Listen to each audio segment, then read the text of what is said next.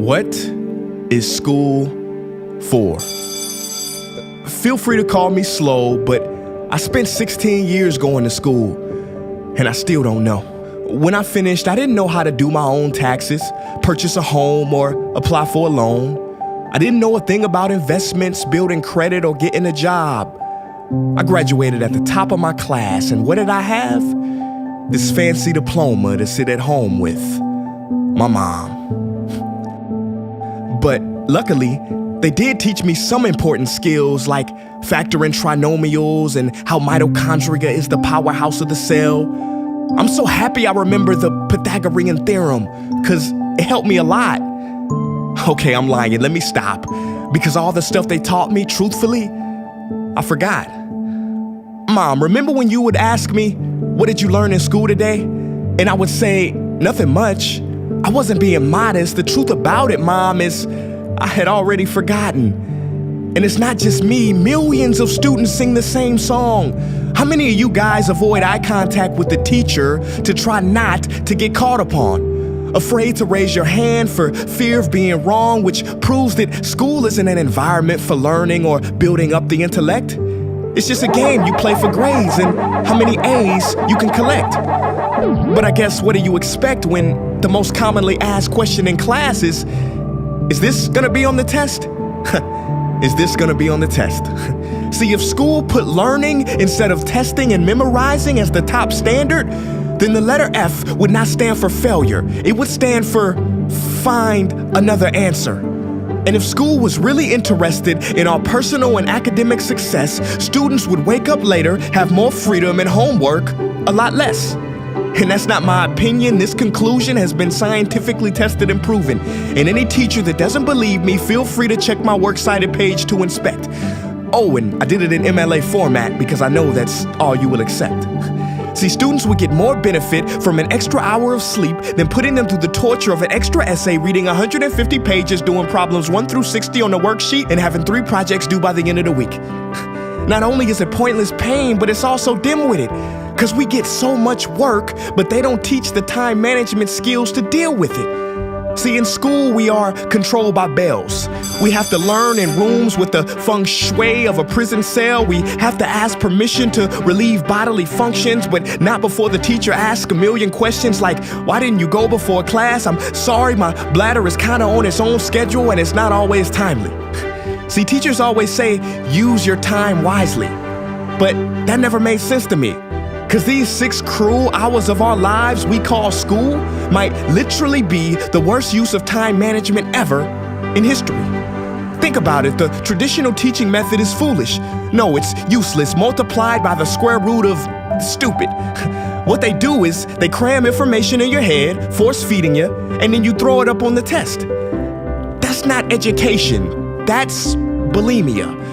And the more bulimic you are, the better you will do on their assessments. So it's no wonder why so many students graduate mentally and emotionally anorexic. See, school teaches you how to memorize dots.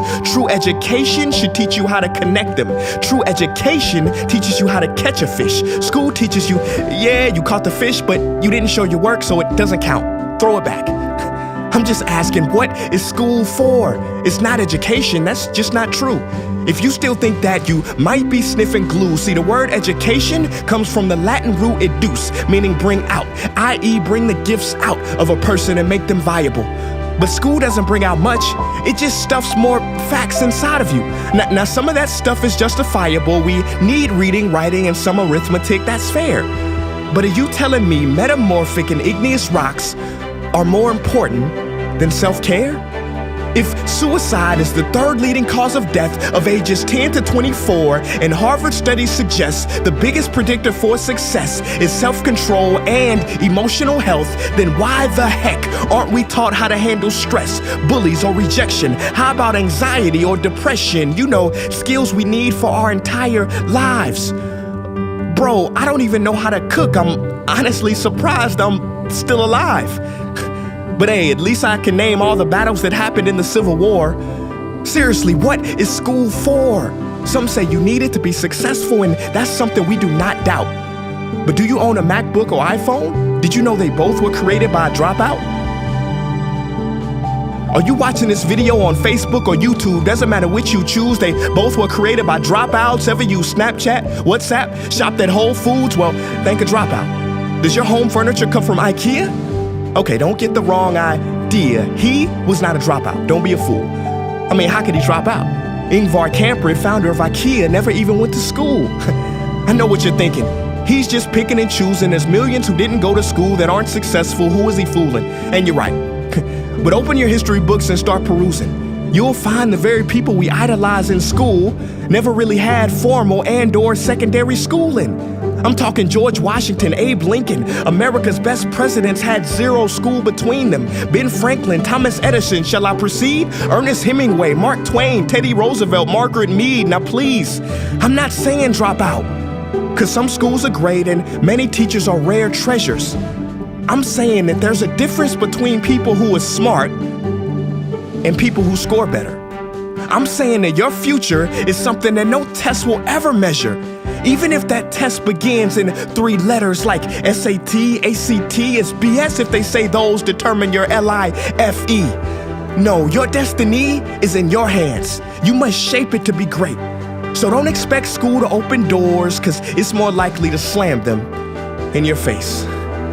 Sometimes I wonder about all the dreams lost in school and how much potential goes to waste. If it wasn't for music and YouTube, then I would have been just another lost case.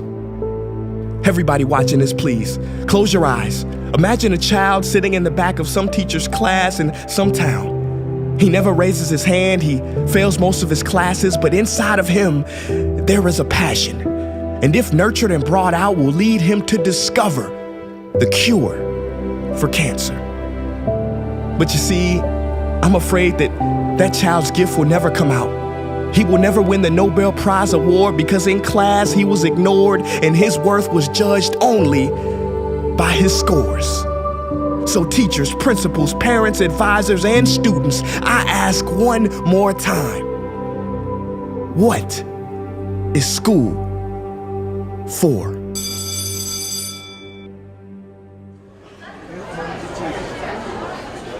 Hey guys, what's up? My name is Prince EA, and I want to thank you for watching that video. And now I just have one question left. What is school for?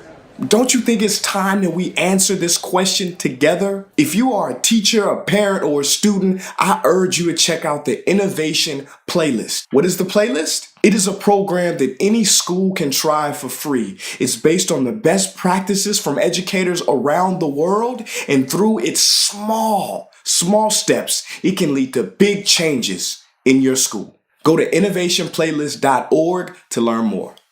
Peace.